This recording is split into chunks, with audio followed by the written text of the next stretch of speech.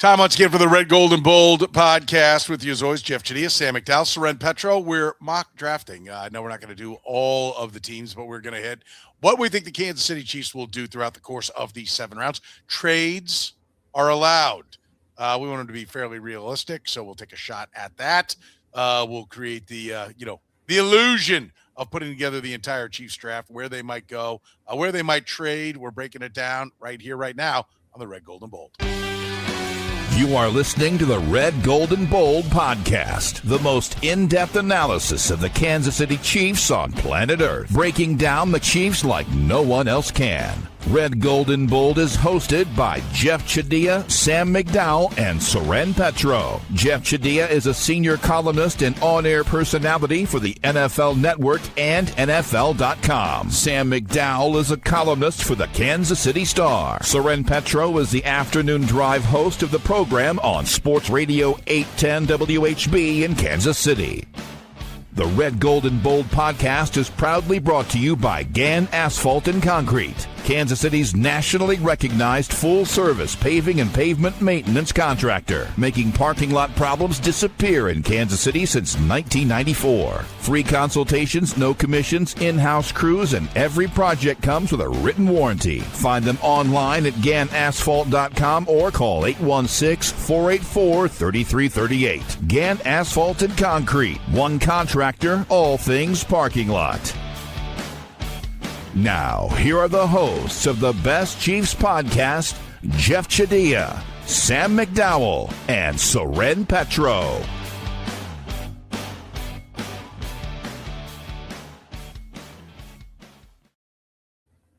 And thank you very much, Curtis. We do appreciate it. Off and running with our at least first attempt at what the Chiefs draft could look like. We're going to go ahead and mock out who we think they could be taking with each and every one of their draft picks in this draft. We always like to kind of, maybe kick around the idea of what we came away with. Did you learn anything from this, Jeff, in particular, that kind of stuck with you as you went through the process? Tough job for Brett Veach still. It still can't. No matter how I simulate this draft, I feel like I'm coming away with not the best of options at 9, or at least not options I love. There are probably some solid options, some good options, but I want a home run starter level, get on the field impact player at 9. And so I think the guy I picked can be that kind of player, but I didn't like the kind of guys who were there. There was not an abundance of guys at that spot for what I could see.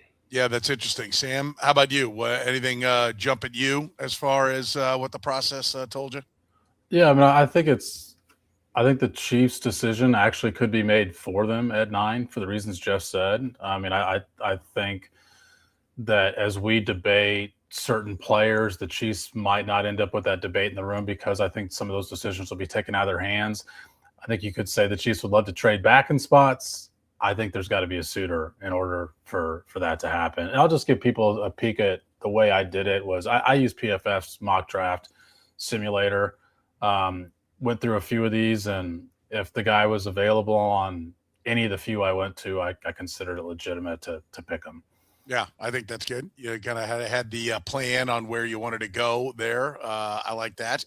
The thing that stood out to me was in the 9 is like, I go back to what Brett Veach said to us at the combine, that, when you're picking 31, you're like, if we could just get to 24, man, I'd feel great if we were 24. Now we're picking at 9, and I'm like, if we could just get to 4 or 5. I agree. Like, every time I would run the simulators, what came up at 9 I didn't like. And so that gives me a little bit of worry that he might actually trade up. Like, some of the extra picks might actually go to being traded up. And he's never picked this high, yeah. And it's still not high enough. It made me worry. I don't think it's necessarily definitely going to happen, but it had me scramble to trade down. And there were guys that I liked, but that the value on where they're supposed to go is lower. And I'm like, I got to get extra picks for this. And I think in the end, I'm still going to probably end up reaching a little bit. I did do some with trade downs, and, I'll probably end up, using that as we go, the one that had the trade down. But I was disappointed. I really was. I mean, which shocked me with all the draft capital that they have. I thought it would be a much easier process. Yeah, I mean, I will say with trade downs, You haven't even made a pick, and I'm already going to criticize your draft. Yeah. I just don't know who's going to be looking to trade up, and that's great. the fun. That is the fun part of the simulator. Is there are some options sometimes, but I think the Chiefs could be stuck making this pick whether they want to make this pick. And stuck is over exaggerating, right? I mean, you're still picking 9. Yes, but I think they could be in a spot where they might like to trade down, and I don't know that there's going to be a team wanting to trade up. Yeah, I think that's a fair point. I think it's a fair point. All right, let's get things started. Jeff, pick number 9. What do the Chiefs do? Okay, I didn't use the PFF simulator. I used, I think, the Pro Football Network simulator. Okay. What they gave me left me with Jeremiah Love at 9, Caleb Downs at 9. I'm not taking Love, obviously. They've put that off the table with Kenneth Walker signing. I'm not taking a safety. I like Downs. My first pick is Mansour Delane, cornerback, LSU. He ran an electric 40 time his pro day, 4.3 something, 4.35. He's got really good size. Trent McDuffie is gone. Jalen Watson is gone. I have hope for Noah Williams. I don't have hope that Christian Fulton's going to play a full season. I look at the rest of that secondary. They got to start finding some help at corner. I think this is the best option at 9 if they stay there. Okay, I like it. All right, I think, and that is kind of one of the developments. His big blazing 40 time is maybe, I think when we were back at the combine, Sam, I don't think there was a corner that would have factored into this, but now the fact that he's run that 40 time, I think it does maybe put him on the board. I know everybody's going to mock draft them, nationally to this kind of spot because of losing Trent McDuffie. I don't think it's as much of a slam dunk as maybe a lot of people nationally do, but I do think that is one of the interesting developments that has happened here recently is, he looks healthy, he looks ready to go, ran a great 40 time, and now he's part of the equation. And I think that is something that's kind of changed and will be a part of it. So, all right. I was just going to say real quick, I agree with it. I've seen a lot of people make this pick to the Chiefs recently. I think when you so rarely pick in the top 10, I think cornerback is a premium position, but not the most of premium positions. I kind of consider it if you have 5 premium positions, I think it's 5th. And I think, look, I mean, a cornerback can do wonders. It is. I mean, if I'm ranking at 5th, it's what out of like 20 positions. Like it's an important position, but I think that there's other positions that maybe are harder to take out of the game. And we know, we've talked a lot about it, that the Chiefs do really good at corner, right? Like that's something that they don't necessarily have to, be, putting a lot of draft capital in because they do a really good job of developing those guys. So yeah, I think. By the way, in your draft, Jeff, you actually probably could trade back if Love is there at 9. Yeah, like that's interesting. That's true. That's true. That is. I think that's a great point. That's a great point. All right. I'm gonna use the simulator. Now I'm thinking I might just go with it live because now I don't know if I want. Now I feel bad about my. Do it live. I feel like I may do it live. All right. Yeah, I'm going to punt the trade back because it got complicated. I was thinking about how am I going to describe how many picks. Yeah. So I was trying to balance it out on a trade chart because a lot of the simulators will accept trades that you're like, they're not going to accept this, but it will accept it. Yeah. And other times they won't. They're like, they're not interested in this pick. And I'm like, which I think is good as a fan to go through that and be like, well, I want to trade here. Now they give an option like on the PFF one where you can force the trade. You're like, okay, well, I'm going to force it because that's what I want to happen. But I think it's really good to just keep doing it, and see when a team doesn't want to trade with you. Okay, now I got to make the pick. And I think you get a better understanding of why maybe a team didn't get somebody they love or why they made a mistake. I truly believe Clyde Edwards-Helaire and Felix Anudike-Uzomah ended up on the Kansas City Chiefs because they couldn't get done something else, and that was a problem. At 9, things worked out well. I am going to take Francis Mauigoa. Right tackle for Miami, off the board on this one, like right in front of him. Bailey went 5, Sonny Styles 6, Carnell Tate 7, Delane Mansour went 8. So Jeff's guy is not an option. So Mauigoa is there, Caleb Downs is there. There's some Spencer Fano, Monroe Freeling if you wanted to go, but the number one offensive tackle is there. Protecting Patrick Mahomes is a priority. And I think if he's sitting there and it goes the way this went, I don't think it's a problem. Caleb Bain went up. This one had Caleb went Mendoza, Arvell Reese, Caleb Bain, Jeremiah Love went 4. I think this is a pretty easy one. So they go Francis Mauiagoa at number 9. So yeah, he went as high as Sam, 3 by the way? as what my simulator. I don't know how you pronounce his name. We can screw it up. He's not listening. Well, he might be if Soren's pick's right. He goes. He's always gone in mine. Yeah. But I actually think I didn't anticipate that Love would be in any mock drafts available at 9, and maybe I'm wrong about that. I actually think the Miami tackle that you mentioned, Soren, is the Chiefs' best opportunity to move back, because I do think some teams will want to get the best tackle off the board. Yeah. And when I say best, I've kind of looked at this draft as perhaps the only opportunity to move back, as if just the best tackle is sitting there available. Yeah. Okay. Where did you go with your first pick? So I mentioned the fact that I did this a few times, and I picked if somebody was available. The one exception was, for some reason, David Bailey was available once, and I don't think he's going to be available. So I went with Carnell Tate, Ohio State wide receiver. I just feel like that they have to give this room an injection, and a long-term injection. And they've set themselves up to where they have to take care of this in the draft. I don't know that Tate is this slam dunk top 10 guy that I feel great about him. By the way, Bain was gone, and every time I picked here, I know that that's going to be a popular name. It basically came down to me with Jeff's option or my option, and I picked the wide receiver instead because I think it's a greater need. I guess I think he's got a high floor, and it's more his ceiling that I'm wondering about, because he didn't run extremely well, Right. but he's got a great catch radius. He runs great routes, and I think this could be a spot where teams just overthink it, and he's just a really good football player. Yeah, I think they'd be thrilled to come away with him if he's there. Jeff, is the 40 time a concern? Like, how Andy Reid, they have drafted highly on speed. Is this would be a complete about face if they didn't? Oh, I totally think it is. But again, I'm not as crazy about him. Maybe it's recency bias. I'm comparing him to a whole bunch of guys who've come out of there in the last 4 or 5 years who've been amazing.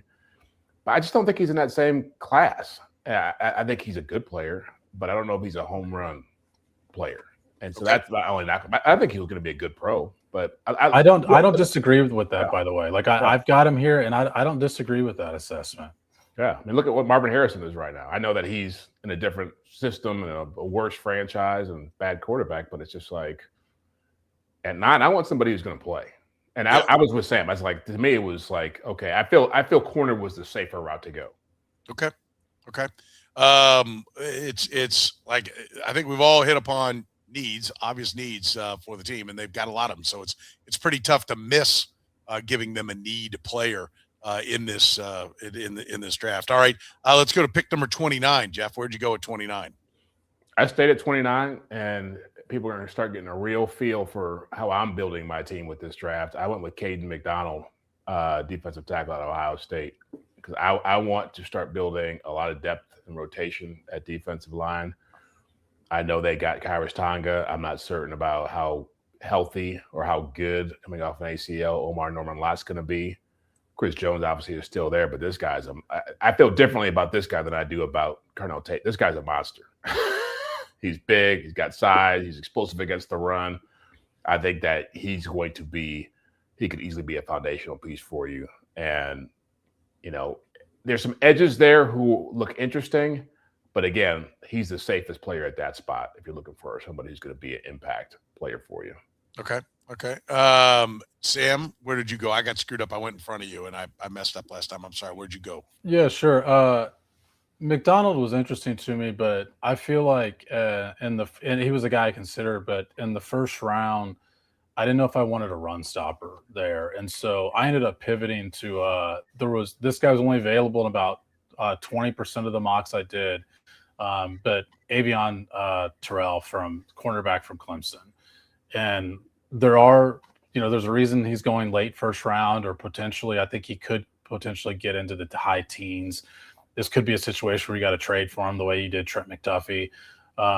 but he reminds me a little Trent McDuffie, only not as talented. But he's got a small stature that I think is the reason he's going to drop. He does play in the slot some. He's not a high interceptions guy, although he does force a lot of fumbles, which also both of those are characteristics of McDuffie. I think he probably is off the board here. I was kind of surprised that 20 to 25% of the mocks are there, but I think if he's there, this is the pick. All right. That's interesting. I land at a spot where the players that have gone in front of me, one of them was Caden McDonald. I subscribe to your theory, Jeff. I was big on getting Caden McDonald there. I think that would be a great pick for the Chiefs. So I love it that that's the direction you went there. I think there are a couple of interesting ones here because I'm trying to look. What's the Florida defensive tackle's name? Banks. Caleb Banks. Caleb Banks. He's interesting, right? I mean, his size is terrific. He's 6'6". He's athletic, but I mean, he's injuries galore. And that to me is one that I actually think I won't be shocked if he's there at like 40. I think might be a better pick for him.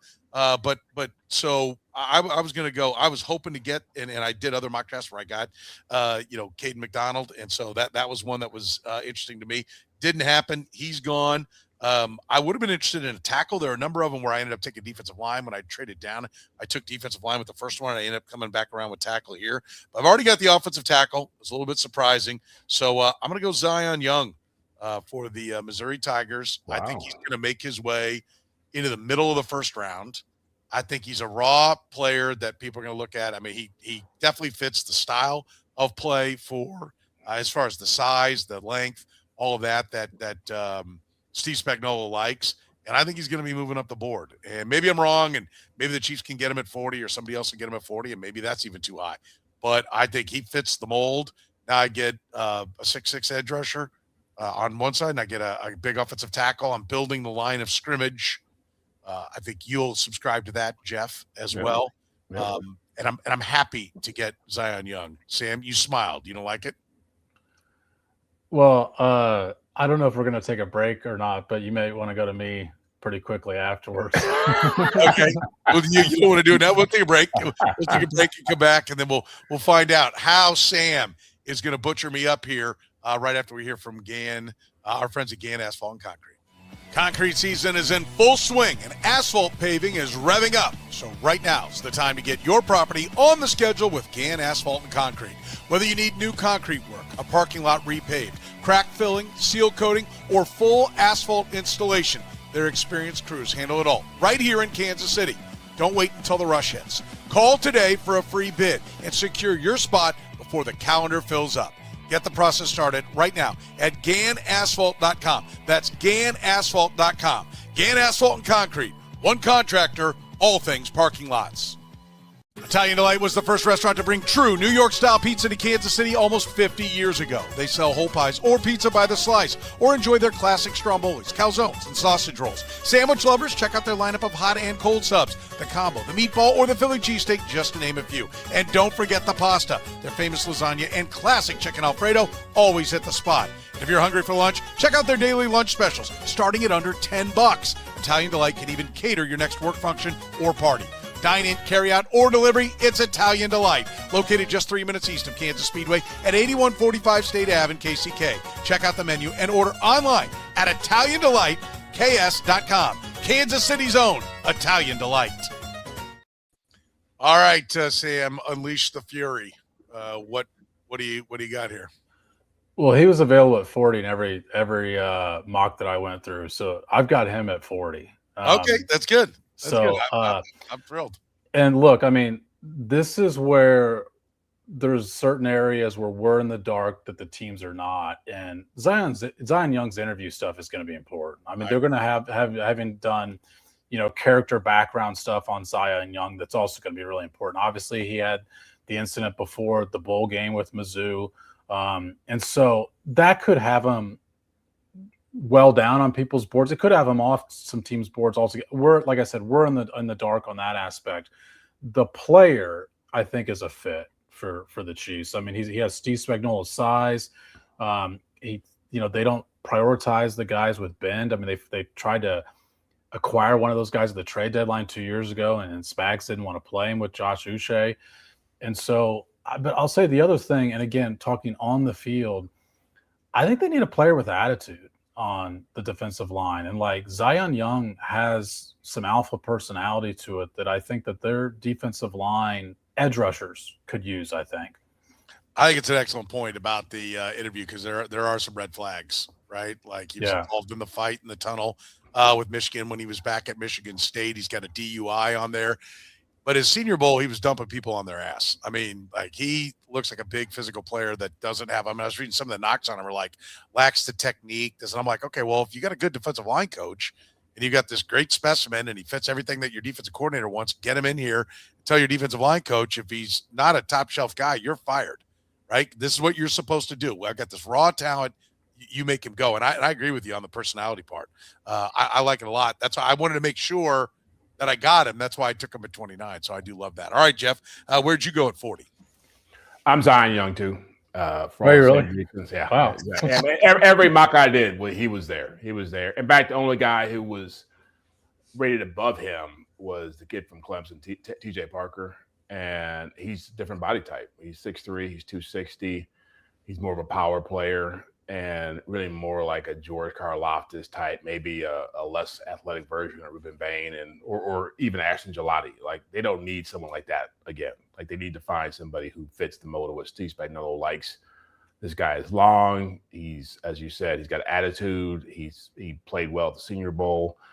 I get the drunk driving deal, and it is something that concerns you, but I just feel like I'm not leaving. If I'm Brett Veach, I'm not leaving the first 3 picks of this draft without having an edge rusher. Wherever you want to take it is up to you. But I think if you're not getting the top 2 guys, which are Bain and Bailey, I think this is great value in the second round. Yeah, that's good to hear. I'll tell you one of the things just to add to that I was hoping would happen, that did happen on one of mine, was I got Omar Cooper, the wide receiver from Indiana, at this slot in 40. And this one he went at 24. So he wasn't available, but that's a guy that I'd be interested in at 29. I think could slide in there. And I I've watched a little bit. I'm not gonna sit here and say I've watched this tape. I've watched the 5-minute little cut-ups that are on the internet, and like what I see. Looks good. Looks like a good run after the catch type of guy. Pretty good routes. So I'd love to see that happen. It didn't happen. He was gone. And so, Jeff, let's keep with the theme. Where I'm going at number 40 is Christian Miller, defensive tackle for Georgia, 6'4", 320s, 21 and a half years old. We know the Chiefs like the young guys. So I'm going to keep building in the trenches. I think they need a lot more. It's not just about adding someone to Chris Jones and Omar Norman-Lott. It's about adding someone to replace Chris Jones. Let's not kid around. After next year is when he's cheaper to cut than keep. So the idea that you just need one, no, I think you need more. And if you get the opportunity, if they get the opportunity to come away with a guy that I think can be a starter, I think they're going to invest heavily in the defensive line when it comes to this draft. And so I expect them to take at least 3 in this draft. But in this case, to me, this is the top guy on the board. So I'll take the defensive tackle from Georgia. So where do we all go in the first 4? I went wide receiver, corner, edge. Jeff went corner, D tackle, D end, and I went O tackle, D end, D tackle. That was, when I went through, and I didn't want to give it away, my picks up off the top, but when I summarized it, I was a little uncomfortable that I'd gone through the first 2 rounds and hadn't gotten a D tackle, because I think that is just such a glaring need for them. But again, and so it's why it's why I debated the McDonald thing, but I just felt like, am I stretching for the position? Jeff, do you think Caden McDonald can get after the quarterback? I don't think that's his specialty, but I think he's got enough explosiveness that he can probably create some issues there. And you could always find somebody. I think the way I'm looking at it, I just want 8 defensive linemen who can create some issues. Yeah. And so some of those guys need to be run-stopping guys, because the way the league is going, you want to have guys who can do that. But he doesn't have to be a dominant pass rusher. And look at the Super Bowl teams. I mean, all the Super Bowl teams for like 8 years in a row have been teams that have great defensive lines without a weakness on the defensive line, or they have Patrick Mahomes. Like, that's been the formula to win Super Bowl. So I don't mind that at all. I guess the lack of pass rush there had me just hesitant to pull the trigger. Okay. I think that's I think that's a fair point. I do think, to your point, Jeff, about the pass rush, I think Caden McDonald collapsing the pocket, will go a long way towards all he's got to do is get a good push. Yeah. And then now George Karlaftis looks better. Now Chris Jones is working one-on-one. If you just take some of those double teams away, I think there is a success in numbers approach to things. So I like that. I'm with you. And I think it's one of the things they have to get to. All right. 74 is up next. We're in round 3, pick number 74 for the Chiefs. Jeff, where are you going? I want a wide receiver. And so here is my chance to get one. I didn't like, again, wide receivers are a weird spot in this draft because there's a lot of different types of guys, and it's hard to really figure out who's going to translate. But I wanted Jeremy Bernard from Alabama here. And he's not the typical Chiefs receiver, not a blazer. He's a really good route runner. He played, obviously, in a pro-style offense. What I love about him, he's a great blocker. And start getting guys on the field who are playing a position who can get after it, get after defensive backs. And so he can do some of the dirty work stuff underneath. But he is a guy who's a willing blocker. He's got good size. He's about 6'1", 200. And I think that he's somebody who could help this run game take off. Yeah, I like the pick. He came up a couple of times for me as well. I think they'd love to come away with a wide receiver here. Sam, I don't think you're going wide out here at 74, are you?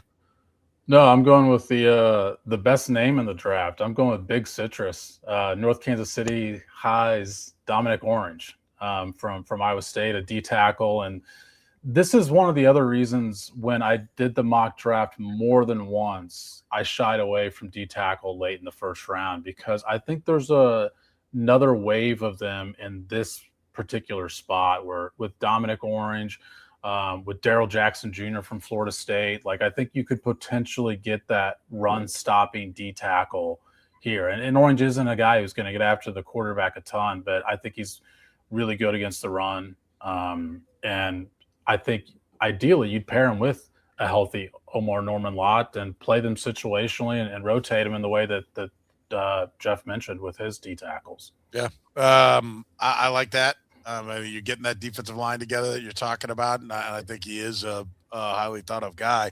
I wanted to go wide receiver again here, and there were a number of them that went in a couple of spots. Chris Brazel from Tennessee, who I don't know if he ran a sub 4.4, so he would seem to be fast enough for the Chiefs, but he's 6'4", and they tend to like these littler guys. I wouldn't mind getting some size and a jump ball. In this version that I'm using here, he was gone, which is frustrating because I did get him in this spot in a number of different places. So again, you'll notice the theme. I went Darrell Jackson Jr., defensive tackle from Florida State. I'm going to beef up the lines. I think they've got to get better. And even if, first of all, I think with these defensive tackles, if you can motivate them, I think who's got Chris Jenkins? Remember Chris Jenkins from Carolina, the Panthers? Yeah. I think he came from Utah. I can't remember where he came from. But maybe it was Fresno. I feel like I remember seeing him in college wearing he was Eastern Michigan, wasn't he? Is that where he was from? Eastern Michigan. Yeah. Oh, okay. Well, the old red and white of Eastern Michigan. They weren't green and white. But he was a guy that went in the second round, and I remember the Chiefs I can't remember who they took. They took a complete bust. I can't remember what year that was. And I look back on it, I was like, Chris, there was all kinds of questions about Chris Jenkins, but for about 5 or 6 years, he's a really good defensive tackle, and he was big. And I feel like if you throw numbers and get a lot of big bodies, if nothing else, even if they're not great, they wear people out, and they take up size. Darrell Jackson from Florida State is another mountain of a guy. I think they have to get bigger in this run world that we're in now in the NFL. 6'5", 337. There's some length there to him. He's got all the physical tools in the world. I wouldn't be shocked if he goes higher just because of all the physical tools. So, I came in here wanting to be better on the offensive line. I came in here wanting to get defensive line in the first round. It didn't happen. But I got to be honest with you, I have a little bit of Napoleon's syndrome, being only 5'8". So I love all the big people in the draft. I love big people in basketball. So I am giddy to be adding. Like, we look good getting off the bus.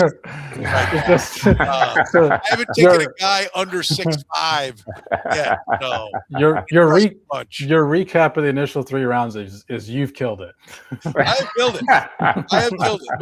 That's what I'm saying. I'm absolutely killing it, and I love my draft to this point. I think I've done a fantastic job so far. So, all right, that takes us to 109 in the 4th, correct? Is that where we are? 109? Yeah. Yep. Okay. Where are you going on that, Jeff? And by the way, I think Tommy's fact checking you in real time here. He's got Eddie Freeman as the guy that the Chiefs took. Yeah, that's what it was. Yeah, they took Eddie Freeman over Chris. Thank you, Tommy, for doing something productive other than just the moment you were earlier.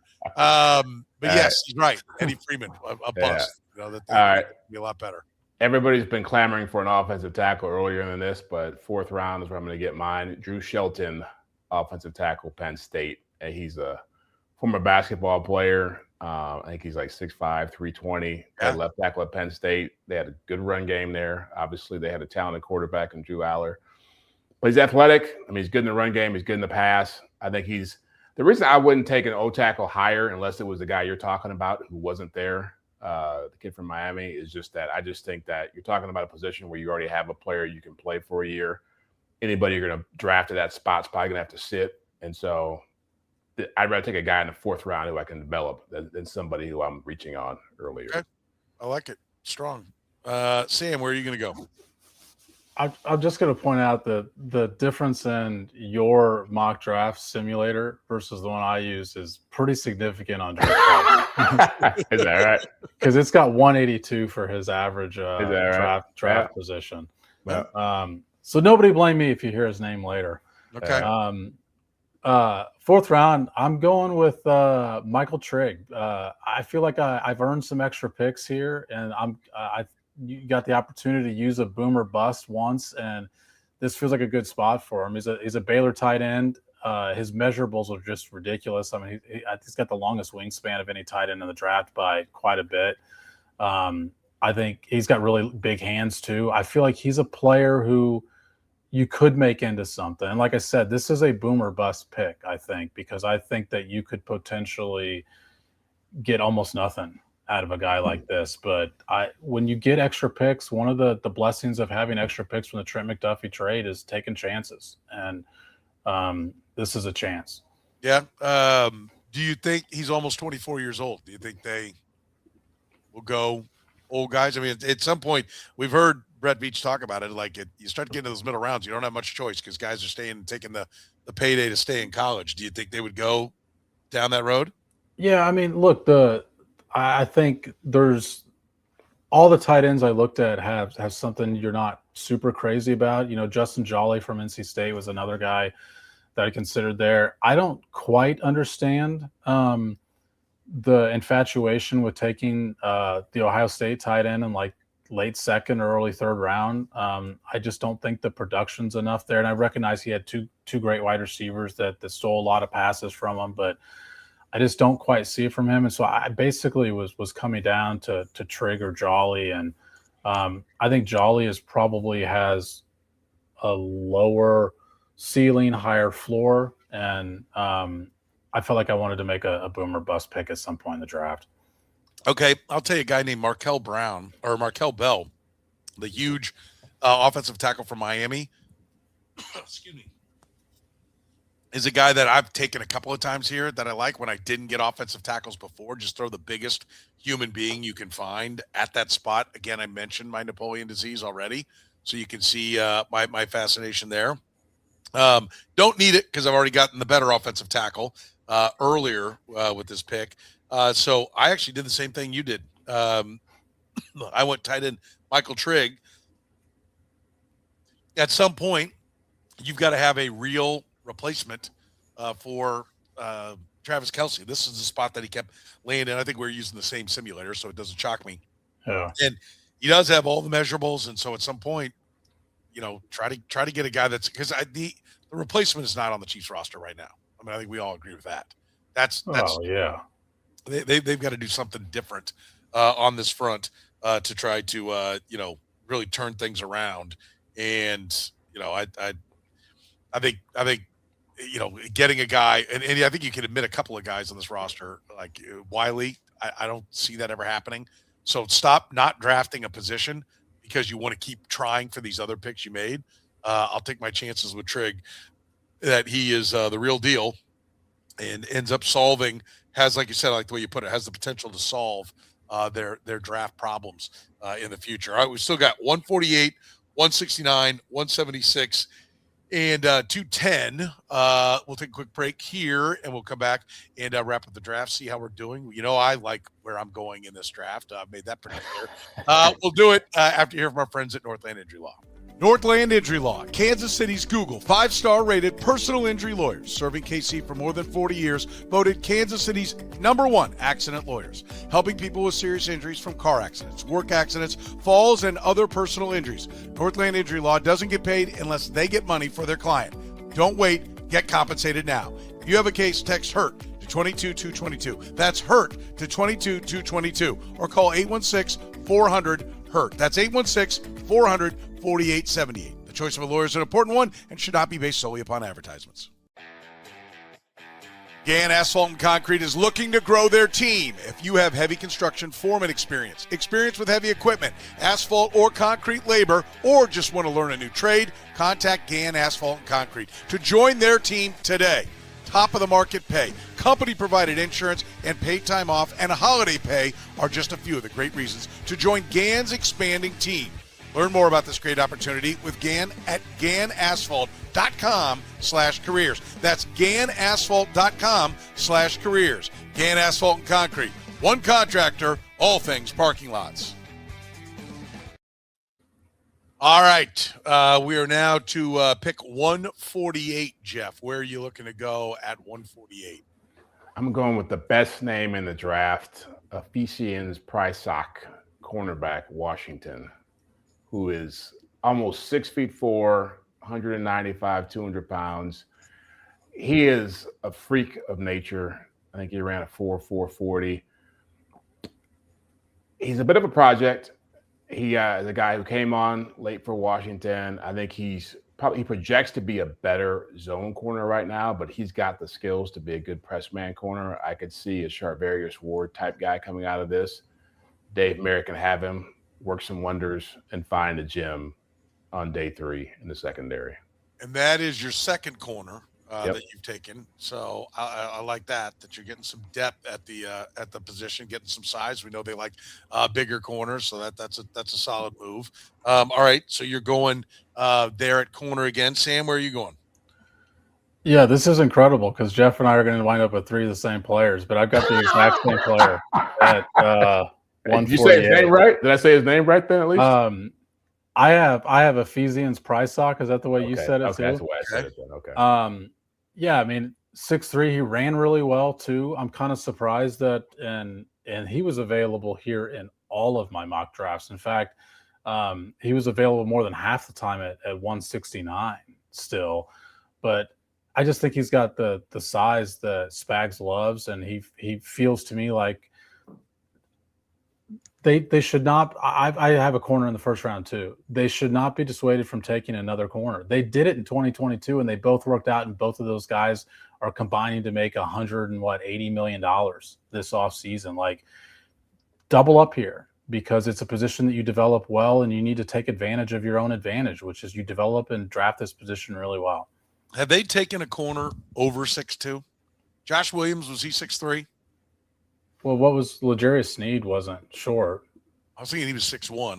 I just because there are some teams that start to think that you can't flip the hips. That's why, Jeff, you talk about it being this guy's supposed to be incredible at this. I mean, he's supposed to be really fluid for his size. That's what they said about the Seahawks corner that hit free agency this year. Yeah, and he ended up playing really well for them for a number of years. So, I mean, I think it is a different world that we're out there. Sneed's just 6'1", yeah. Yeah. Okay. So, I mean, I think, but I love the pick. In fact, I like it better than my pick because I shied away from him because of it. I'm like, well, is he a safety? Is he a corner? You mentioned it. I did go corner here, and I somewhat, like I said, I feel like I'm forcing the pick a little bit, but I went Devin Marshall from NC State, highest rated guy on one of the boards that I saw at the cornerback position. And it was more just about really, okay, I need to get a corner. Like I wanted to. In other mocks that I've done, I had a corner at 40 or 74 or 29. And so one of the things about, I love all the defensive linemen I've got, but right now I'm a little bit short on defensive backs because I had a couple of them where I ended up with even 3 corners when it was all said and done. And so this, I felt like I can understand where you get going in a draft and you're like, why'd you take this guy at that spot? Like Mike Dana. I remember when they took Mike Dana. It felt to me like maybe they'd want to go Mike Dana earlier or gone defensive end earlier and they couldn't get it. And so then they kind of forced Mike Dana. Now he ended up living up to his draft spot. There was nothing wrong with that pick. I know he got cut and he wasn't a superstar, but he was a fine player for where they drafted him. But it always felt to me like there was a little bit of like they had somebody else that they wanted there. They weren't able to get it. And I felt like that's kind of where I was here. I'm like looking around. I don't love where it is. This would have been a great spot to trade down, maybe try to get a pick next year if I could. But, in the end, I make the pick. I take Devin Marshall corner from NC State. Jeff, we're now to 169. Where are you going at 169? I want a second edge. And for me, it came down to 2 guys, Max Llewellyn from Iowa and Mason Rieger from Wisconsin, a couple of Big Ten guys.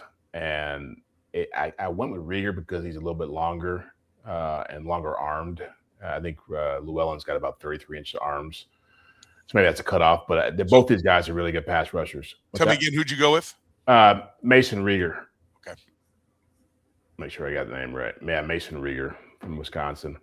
And so they've done well with Wisconsin guys before with Leo Chenal coming in. Both these guys are really good pass rushing specialists. But this guy, even though he had an injury a couple of years ago, has been a little more productive, and the body type is more of what Spagnuolo would need. And I'm compiling as many defensive linemen as I can throughout here. If I get a rotational pass rush specialist type guy, this guy projects to be that. I'm perfectly happy with that. Okay. Where do you go, Sam? I went running back here, and it was a little bit later than I wanted. I'd kind of hoped to maybe get the initial Penn State running back earlier, but I'm going with the guy who actually led him in rushing, which is Katron Allen. And he's a little bit different than I think what the Chiefs usually target at running back because he doesn't run I think he runs in the 4.5s.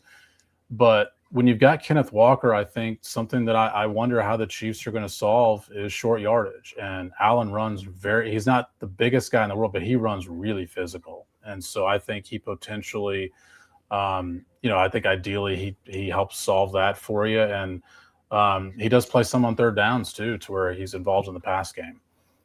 He put up better numbers than Singleton did at Penn State. And look, I understand that this translates different. Like Big Ten is not the NFL, but it is a pretty good conference. And he consistently put up, he wasn't just outshined completely by Singleton. Okay. Yeah. I like that. I too went running back, but I went Kalen Black from Indiana. I didn't get my Indiana wide receiver earlier, but I get my Indiana running back right here. And I think the Chiefs have got to, have a young back in there. You've got to have somebody. I mean, Kenneth Walker needs a running mate. And I do like what I saw in the very last game from Bashard Smith, but I mean, that was the only time I liked what I saw from Bashard Smith was in that very last game. And so it's a really small sample size. So I don't know how, I don't think you can go in with that being your 1-2 punch. I think they've got to add some depth to the running back room, and Black and that Indiana running game was very effective. I think he hits the hole hard. I think he's a little bit different. I mean, at least the way Kenneth Walker finished with that more kind of patient style. I think this gives him a nice 1-2 punch. So I went with Kalen Black from Indiana at running back. All right, that takes us to 176 as we are getting our way through the 5th round. Where are you going here, Jeff? I love Matt Rowland's already giving me some love here for my draft. He's already giving me an A for my efforts here. There it is. Flash that. Matt does. By the way, Matt does a fantastic job of tracking everything that we do. He's always like honest, like when we do our predictions during the year, like he gave the average of where we were on our average scores and everything. So Matt will be honest. He'll have a reply. He also says I have not taken a wide out, and I am aware, and I'm not happy because I've got drafts where I took 2 of them. It just hasn't worked out. I don't like the wideouts that are there when we pick. So I like where Jeff's draft's going too. So Yeah, get a nice balance. You guys already have your tight end, so I'm getting mine in with this pick. Matthew Hibner, Southern Methodist. And here's a guy who, for one, ex-Wolverine. He was recruited there out of college. He was there with Colston Loveland, A.J. Barner, Lou Schoonmaker, Eric All. You don't play football at Michigan at that position if you can't block. God, you just named 5 Michigan tight ends off the top of your head. That's right. Because they're all playing pro football now. But you can't play there if you can't block it. So finally we get a tight end here who wasn't an ex-quarterback, who was getting on the field, who knows how to actually put his hands on people and move them in the run game. But he had a killer Senior Bowl. He went down there and showed off his route running ability. He's an athletic player. He ran a 4.5 740, I think it was. And so here's a guy who can stress you in the pass game and also help you in the run game. And if you start to look at life beyond Travis Kelce, this guy might be a starter for you in a couple of years. Okay. Can I just point out, Travis Kelce also played quarterback. It's not the worst thing in the world to have a quarterback. Apparently, it's a requirement for the Chiefs. You can't play tight end for them if you didn't do that.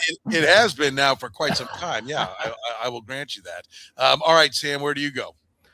This is where I picked Drew Shelton because, like I said, I mean his ADP on the PFF simulator is 182, and so I mean Jeff's already spoken about him, but I've got him at 176, which is even higher than his, very incredibly slightly, but higher than his ADP. So I mean, big, long arms, athletic guys, been 2 years as a starter. I think it's Esapole is probably going to have a leg up on the battle for a swing tackle, but. Like the Chiefs need to stop throwing 3rd-round picks at this and having them fail. Like I'm much more comfortable having a late 5th-round pick and hoping to solve that position. Yeah, I like it. Where's he at in your draft? He's at what was the number you threw out there? I picked him at 176. His ADP on PFF simulator is like 182. Wow. Like I have him like in the 90. He's at 90 on the one I'm looking at. Well, then he's yours. because your simulator's better. You're getting him. That why? Yeah. I'm saying he's getting them. If he's got him 90, you've got him 90 on your board, you're getting them. I love it. That's fantastic. You get him. Congratulations. He's yours. He is like. Let me be absolute sure, but I had him at because I put the ADPs of Drew Shelton 182.1 on PFF, and I just picked him 176. So I felt cheating when you have him in your 4th round, but like he's available there on the simulator. Yeah. Some drafts had him like 108 going to the Broncos. Yeah, I'm fine with it. I mean, if it's up there, then it's fair game. I recognize I haven't addressed wide receiver. I don't like any of the wide receivers now, and so I've abandoned ship on that, and I don't love it. But it's where it's gone. I'm not going to just take a wide out to take a wide out. I think you got to get the guys that are what you want, and there's like so many like scat wide receivers that are out there. Maybe that will be the way they go, but I'm gonna look back to the defensive side. The secondary needs help, but it needs help at safety as well. I'm gonna go Jalen Stroman, safety from Notre Dame.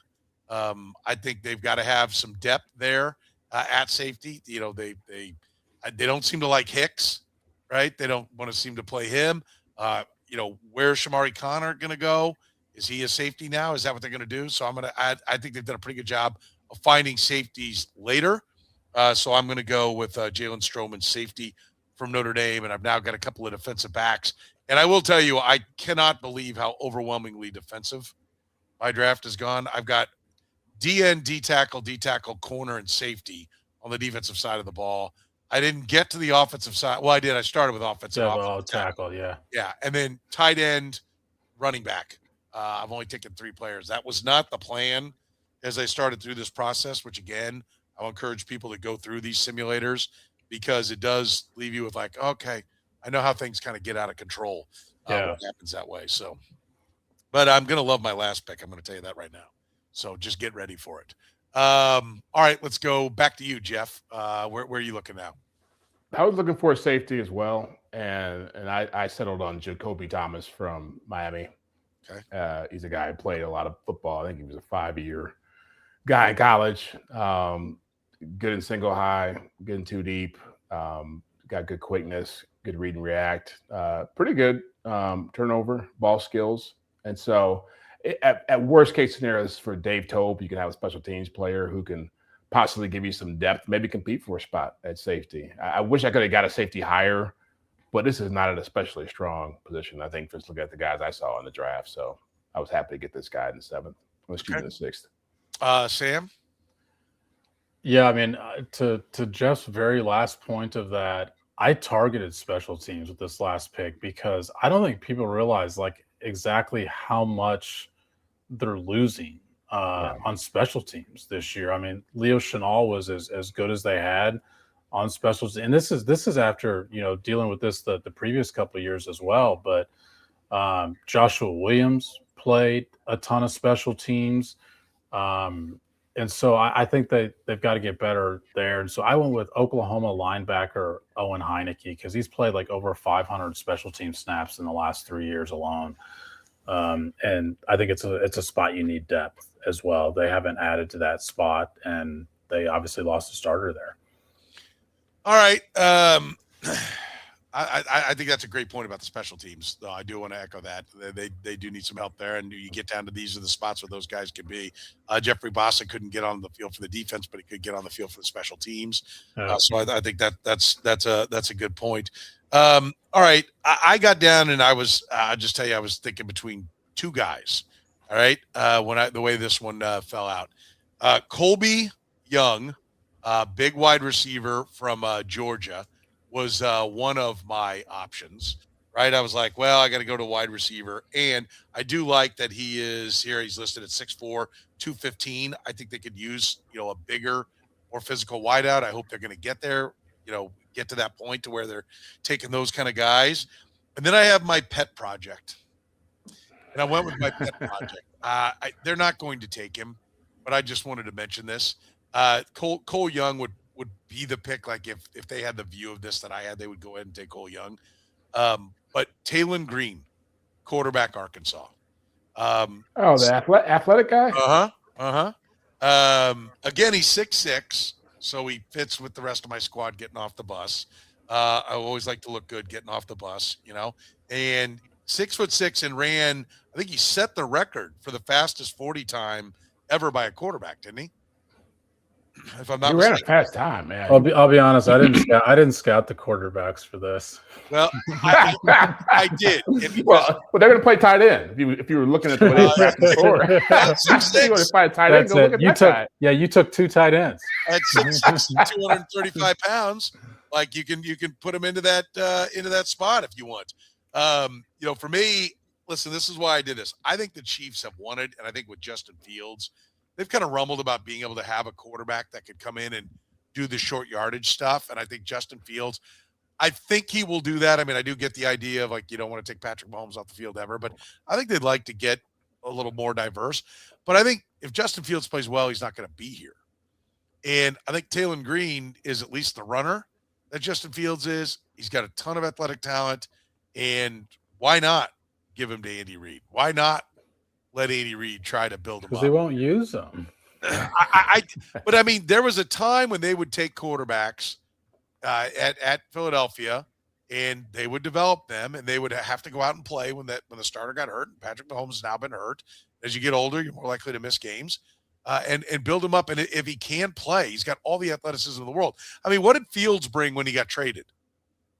What was the trade? Compensation? Yeah. When he got traded, was the Steelers that traded for him first? I'm trying to remember. It was Steelers and then Jets. Yeah, I don't remember what he ended up with. Jets gave him 2 for $40 million. Yeah, they signed. I recognize this kid isn't going near as high as Justin Fields. My point is, if you could get out there, a conditional 6th. Was that all the Steelers gave up? Yeah. Oh, wow. But it could have been a 4th based on if he played at least half the snaps. But did he play half the snaps for Pittsburgh that year? Oh, they set him down after like week 4 or 5. Yeah, they banded him pretty quickly, right? Yeah. But this kid, has all the athletic tools. No, he did. He played 62% of the snaps in Pittsburgh. So maybe they ended up getting a 4th because. Well, He only started 6 games for him, but he somehow played over half the snaps. If you're gonna take an athlete, take a freak athlete, and this kid is a freak athlete. That must just be his 10 appearances or something. That doesn't make sense. That'd be impossible to do mathematically, wouldn't it? Well, he played in 10 games, so he must have played a decent amount in the rest. But I wonder if that's calculated just based on the 10 he played or something. Yeah. Well, anyway. But your guy, Soren, was he a quarterback? How much time did he play at quarterback for them? How many starts did he get? Well, I don't have the breakdown of his stats. That's all right. He was the starter last year. I mean, he played quarterback. Yeah, Fields played 36% of the snaps. Must have been 60% of the 10 games. I'm not gonna let this go. I'm just saying. Yeah. I like to be right. I mean, that you got to leave it to the newspaper guys to be right, because everyone else will just say whatever and let it stick. No, but Green has a big arm. He can run. If we can move off of Fields, he made some throws. It was your question, by the way. He made. I know. It just took me 5 attempts to answer it correctly. And I hated that I asked it very, very quickly after. I'll be honest with you, because it seemed to never end. No, but listen, I think he has a ton of athleticism. He makes a bunch of off-platform throws. I mean, there's a little bit of, I'm not going to say he's Patrick Mahomes because he didn't have that kind of overall body of work there, but I mean, he has a ton of ability, a ton of athleticism, and if you can refine it, you've got something there. And to your point, I go back to what Sam said. This is what I was thinking when you were talking about when you have extra picks, you can take a shot at somebody. Yeah. And you take a shot at this kid, and he comes out, and you can design some runs for him, and and he looks good. You could be flipping him for more picks down the road, but the athleticism is great. And by the way, he was doing it at Arkansas against SEC talent. This isn't some athletic kid that was running around in, the MAC or, 1AA. Like, he was doing this at Arkansas. So, like, this kid's no joke. And, I like taking him a lot more than Tim Tebow in the first when you're going off athleticism. So, I don't think they'd do it, especially the way the board fell. Somewhere in there, I probably needed to find a wide receiver. So they'd probably tack on a wide out with some upside at that spot. But I'll make Taylor Green the final pick for me. So when it's all said and done, Jeff, you went corner, D tackle, DN, wide out, offensive tackle, corner, edge, tight end, safety. Yep. Are you happy with what? Would the Chiefs be happy if this is what they got? Oh, I think they'd love to get most of what I got there. The only thing I thought I would like to get, and you guys did it, was a running back, because I do think I wonder how much DeMarcado is going to factor into their offense. I don't trust Rashawn Smith, but I just felt like the guys I got, I wanted value. I wanted this to be, again, not a lot of home run players, a lot of baseball references, analogies, but I think a lot of good doubles in there for my list. So I like what I got. Yeah. All right, Sam, for what you were able to accomplish, you took wide out, corner, DN, D tackle, tight end, corner, running back, offensive tackle with great value, a guy that should have gone rounds before, in Drew Shelton, and then linebacker. I picked him early based on the simulator. Right. Look, I said this at the top, but not thrilled about having to wait to the third round to get D tackle, but I feel like it's a reach otherwise, and not thrilled about escaping 2 first-round picks without addressing the D-line at all, because I do think of all the needs that they have, it's their biggest need, but it's hard to find how that squeezes in there. And then all of a sudden it's predicated on Cy Young actually getting to 40. And Soren, you took him at 29. And I will say every mock draft simulator I went through had him there, but he was always one of the top 3 guys available. And so it's like, how does he never fall into those first 39 picks? I feel like there's probably a pretty good chance he's between 29 and 40. This is also the other advantage of having more picks, is the Chiefs don't have these huge gaps between their picks that they had a year ago, when all of a sudden they go 60-some picks without NFL picks, without having a Chiefs pick. No more running back. Like 7 running backs were off the board. You've got no control. They've got a little bit more control of the way the board falls to where they can maneuver it a little bit. Yeah, I agree. I mean, and I think trade. I still with all these picks, like I said, because I didn't get to a wideout. If I could trade down, like if Maui Goa wasn't there, I'd be looking to peel back, trade down, and get more picks. And when I got more picks, I felt like I liked the draft more because I was able to get a couple of D tackles, get an edge, get a corner, get a wideout. I felt like I was addressing things up at spots where I still liked the guys. They weren't Hail Marys. They were guys that like I really like this player. I think he's going to play in the NFL, and so I still love the idea of them trading back from number 9, even trading back from number 29 and getting more picks in that kind of top 100 range. I think would be a great move. So just to give people a sense of that, Soren, I think the most relevant thing you said that people should actually do is when you go through it, it's harder than you realize to get exactly even the positions you want out of the draft, because suddenly you find that you're really reaching because you're saying these were the positions I had to have it. But to give people a sense of what's waiting there for you, if just to go through one of these, when the top 8 is Mendoza, Reese, Love, Bain, Mavigoa, Styles, Downs, Tate. I mean, 4 Ohio State guys in the first 8. You're sitting there at 9, and to me, that's a spot where the Chiefs, like Bailey wasn't available or Bailey hadn't gone yet, if you recognize. And if something like that happens, like usually when I pull up the mock at number 9, I've got like 3 trades waiting for me. Bailey's there. I've got 9 trades sitting there waiting. And all of a sudden I can move back just two spots with Miami and pick up a very early 3rd round pick for it and potentially a 5th round pick. And that even puts it at like 50%. So this draft could fall in a way that even surprises the Chiefs, that really allows them to make a move that maybe they're going into the draft not anticipated. And I think your offensive tackle is one of them. I think if the tackle falls, if Love falls, if somehow Bailey falls, but when you go through a lot of them, overwhelmingly likely you're winding up picking between like the guy who Jeff picked and the guy who I picked in the first round. Like that becomes the likelihood, I think. Yeah, I think we'll get to who the true first rounders are a little bit later on, leading up to the draft. But I think that's going to be the point. How many first rounders are there? And then how many of them are true difference makers? And do any of them get there to 9 that makes that a shiny object that people want? I think that's a great point. Yeah. My draft wrapped up: offensive tackle, DN, D tackle, tight end, corner, running back, safety, and quarterback. And I'm satisfied with it. I wanted more in the D backfield. I definitely wanted a wide receiver.